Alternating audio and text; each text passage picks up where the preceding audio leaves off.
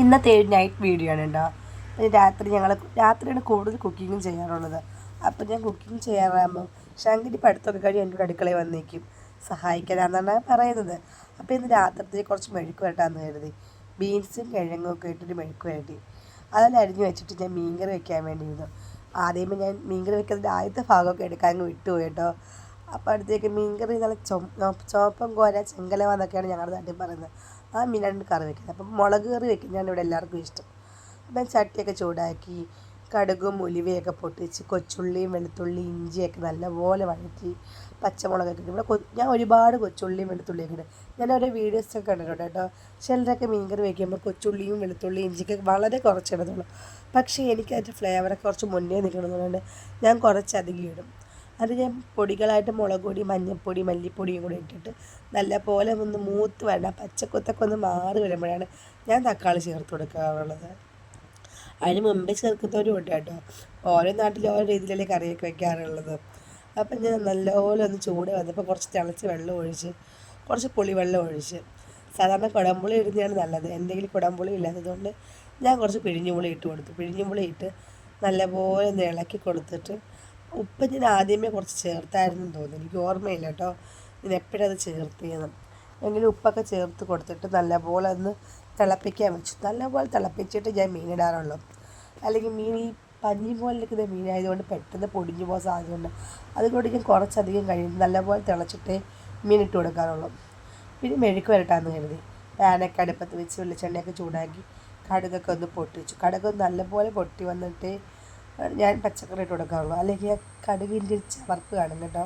അപ്പോൾ നല്ലോണം പൊട്ടി വന്നിട്ട് ഇങ്ങനെ അരിഞ്ഞ് വെച്ച് സാധനം ഇട്ട് കൊടുത്തു കേട്ടോ. നല്ല വള്ളിപ്പയറും ഉരുളൻകിഴങ്ങും സവാളയും തട്ടിയിട്ടപ്പോഴാണ് മനസ്സിലായത് എണ്ണ കൂടിപ്പോയെന്ന്. പിന്നെ എന്തോ ചെയ്യും, ഞാൻ ആകെ അങ്ങ് വല്ലാതെ ഇപ്പോൾ വെളിച്ചെണ്ണയ്ക്കൊക്കെ ഭയങ്കര വിലയല്ലേ. ഇത്രയും വെളിച്ചെണ്ണ കൂടി കമത്തുകയും ചെയ്ത് കണ്ടാൽ എന്നെ ഇപ്പോൾ വഴക്ക് പറയുകയും ചെയ്യും. കണ്ടാൽ എനിക്ക് ചീത്തവളി വരപ്പം. അതുകൊണ്ട് ഞാൻ എന്താ വേണമെന്നറിയാതെ ഇങ്ങനെ കുറച്ചേരം സ്തംഭിച്ച് നിന്നു. എങ്കിലും എന്തും വരട്ടത്ത് കയറി ഞാനങ്ങ് ഇന്ന് വഴറ്റി കൊടുത്തു. നമ്മളെ സൂക്ഷിച്ച് ഉപയോഗിക്കണ സാധനം ഒരുപാട് വിലയല്ലേ ഇപ്പോൾ വെളിച്ചെണ്ണയ്ക്ക്. പൊന്നിൻ്റെ വിലയെന്നൊക്കെ പറയുന്നതൊക്കെ വെളിച്ചെണ്ണയ്ക്ക് അത്രയ്ക്ക് വിലയാണ്.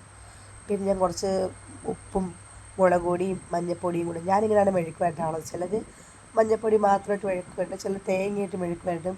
പലരും പല രീതിയിൽ ഞാനിങ്ങനെയാണ് ഇട്ട് മെഴുക്ക് വരട്ടാറുള്ളത്. ഇത് മൂന്നും കൂടെ എല്ലാം കൂടെ ഇട്ട് നല്ല പോലെ ഒന്ന് വഴറ്റി കൊടുക്കും. ചില സമയങ്ങളിൽ എനിക്ക് തോന്നുന്ന സമയങ്ങളിൽ ഞാൻ പയർ വേവാൻ വേണ്ടി കുറച്ച് വെള്ളം ഒഴിക്കുക. അതൊക്കെ എൻ്റെ ഒരു രീതി അനുസരിച്ച് ചെയ്യുക. ഓരോ സമയത്ത് ഓരോ രീതികളാണ്. പിന്നെ കഴുകി വൃത്തിയാക്കി വെച്ചേക്കുന്ന ചെങ്കലവ ചുവപ്പന്മാരെന്നൊക്കെ പറയും. ആ മീനും കൂടെ അങ്ങോട്ട് അതിൻ്റെ കൂടെ ഇട്ട് കൊടുത്തു. പല നാട്ടിൽ പല പേരുകളല്ലേ മീന് പറയുന്നത്. നിങ്ങളുടെ നാട്ടിലേക്ക് എന്താണ് ഈ മീന് പറയുന്നത്? അപ്പം ഞാൻ മീനും കൂടെ തട്ടിയിട്ട് കൊടുത്തു. മീൻ തട്ടിയിട്ട് നല്ലപോലെ അതൊന്ന് കുറുകി വരുന്നത് എനിക്കിഷ്ടം. അപ്പോഴത്തേക്ക് നമ്മുടെ മെഴുക്ക് വരട്ടി ഒരുവിധം റെഡിയായി. ഞാൻ അടച്ച് വെച്ച് കൊടുത്ത്. പിന്നെ കുറച്ച് കുഞ്ഞു മീനുകൾ ഉണ്ടായിരുന്നു കേട്ടോ. ഈ മിക്സഡ് മീൻ എന്നൊക്കെ പറയത്തില്ലേ, അത് പിന്നെ ചെങ്കലവയുടെ തലയും ഉണ്ടായിരുന്നു. ചെങ്കലവയുടെയൊക്കെ തല എനിക്ക് ഫ്രൈ ചെയ്തതിൻ്റെ ഭയങ്കര ഇഷ്ടമായതുകൊണ്ട് ഞാൻ അതെല്ലാം കൂടെ എടുത്തു വറുക്കാൻ വേണ്ടി എടുത്ത് വെച്ചു. പിന്നെ വറുക്കാനുള്ള ഞാൻ മസാല ഇങ്ങനെയാണ് മുളക് പൊടി മഞ്ഞൾപ്പൊടി ഉപ്പും കുരുമുളക് പൊടി നല്ലപോലെ ഒന്ന് മിക്സാക്കി വെള്ളം ഒഴിക്കാതാണ് കേട്ടോ. വെള്ളം ഒഴിക്കാൻ നല്ലപോലെ മിക്സാക്കിയിട്ട് അതിനകത്തോട്ട് ഞാൻ മീൻ പറക്കിയിട്ട് കൊടുക്കും. ഞാൻ അങ്ങനെയാണ് ഈ മീൻ വറുക്കാൻ വേണ്ടി മിക്സാക്കുന്നത്. നമ്മളല്ലാതെ ചെയ്യുമ്പോൾ എനിക്ക് തോന്നുന്നത് വെച്ചാൽ ഒരുമാതിരി കുഴന്നിരിക്കും. ഇതാകുമ്പോൾ മീൻ വറുത്ത് വരുമ്പോഴത്തേക്ക് അതിൻ്റെ പുറത്തൊക്കെ നല്ല പൊരിപുരാന്നിരിക്കും. ഈ റവയൊക്കെ ഇട്ട് വറുക്കത്തില്ലേ മീൻ, അതൊക്കെ പൊരിപുരാന്നിരിക്കും. ആ അരപ്പ് മതി നമുക്ക് ചോറുണ്ടാൻ. അപ്പം ഞാൻ അതിന് വേണ്ടിയാണ് ഇങ്ങനെ ചെയ്യുന്നത്. തലയും ആ ബാക്കിയുള്ള കുഞ്ഞമീനകത്തെല്ലാം കൂടെ ഞാൻ മസാല തേച്ച് കൊടുത്തു. എന്തൊക്കെ സൈസ് മീനുണ്ട് കേട്ടോ. ഈ മിക്സഡ് മീനായതുകൊണ്ട് എന്തൊക്കെയാണെന്ന് എനിക്ക് അറിയാൻ വയ്യ. എൻ്റെ കൈ കിട്ടിയതെല്ലാം അരിഞ്ഞ് വൃത്തിയാക്കി ഞാനാണെങ്കിൽ മസാല തേച്ച് വെച്ചു. പിന്നെ ഞാൻ ഇത് പപ്പടം പൊള്ളിച്ചിൻ്റെ ബാക്കി എണ്ണയായിട്ടോ, നമ്മൾ എണ്ണ കളയരുതല്ലോ. അങ്ങനെ ആ എണ്ണയ്ക്കകത്തോട്ട് ഞാൻ മീൻ പറക്കിയിട്ട് കൊടുത്തു. പക്ഷേ ഈ മീൻ വേവുന്നതിൻ്റെ ഒരു ഭാഗം മാത്രം നിങ്ങൾക്ക് കാണാൻ പറ്റും. മറു സൈഡ് വേവുന്നതോ തിരിച്ചിട്ടതോ ഒന്നും വീഡിയോ എടുക്കാൻ പറ്റിയില്ലെന്നല്ല, വീഡിയോ എടുക്കുന്നതിന് മുമ്പ് അമ്മാമ്മ എന്ന് തിരിച്ചിട്ട് കളഞ്ഞു. അത് വെന്തപ്പോൾ തിരിച്ചിട്ട് ഞാൻ അപ്പോഴത്തേക്ക് മോൾക്ക് പാലെടുക്കാൻ പോയതുകൊണ്ട് അമ്മാമ്മയാണ് ബാക്കി പരിപാടി ചെയ്തത്. അതുകൊണ്ട് ബാക്കി എനിക്ക് വീഡിയോ എടുക്കാൻ പറ്റിയില്ല. എന്നാലും നമുക്കുള്ളതൊക്കെ വെച്ച് അഡ്ജസ്റ്റ് ചെയ്യാം. ഞങ്ങൾ കൂടുതൽ രാത്രിയാണ് കുക്ക് ചെയ്യാറ്. കാരണം എന്ന് വെച്ചാൽ പകൽ തേരുവിനെയും കൊണ്ട് ഭയങ്കര പാടാണ്. ഈ കുഞ്ഞിപ്പെണ്ണിൻ്റെ കരച്ചിലും ബഹളവും കാരണം നമുക്ക് പകലൊന്നും ചെയ്യാൻ പറ്റത്തില്ല. അവളുടെ അടുത്ത് എപ്പോഴും ആൾ വേണം, അവൾ ഉറക്കുന്നത് എപ്പോഴും ആൾ വേണം. അതുകൊണ്ട് രാത്രി ചോറും കറികളും എല്ലാം വെച്ച് വയ്ക്കും. അപ്പോൾ പിന്നെ രാവിലെ എണിച്ച് വലിയ ബുദ്ധിമുട്ടില്ലല്ലോ. അങ്ങനെ മീനിൻ്റെ ഒരു സൈഡൊക്കെ വെന്താകുമ്പോൾ രണ്ട് സൈഡും തിരിച്ച് മറിച്ച് നോക്കിയിട്ട് വേവിച്ചെടുത്തു. തലയും വറുക്കാൻ വെച്ചു. അപ്പോഴത്തേക്ക് നമ്മുടെ മീൻ കറിയൊക്കെ റെഡിയായി. മീൻ വറുത്തപ്പോഴേ ശങ്കടിക്ക് ചോറ് കൊടുത്തു കേട്ടോ. അവളെ കിടത്തി അങ്ങ് ഉറക്കിയാൽ പിന്നെ ബാക്കി പരിപാടികൾ നോക്കിയാൽ മതിയല്ലോ.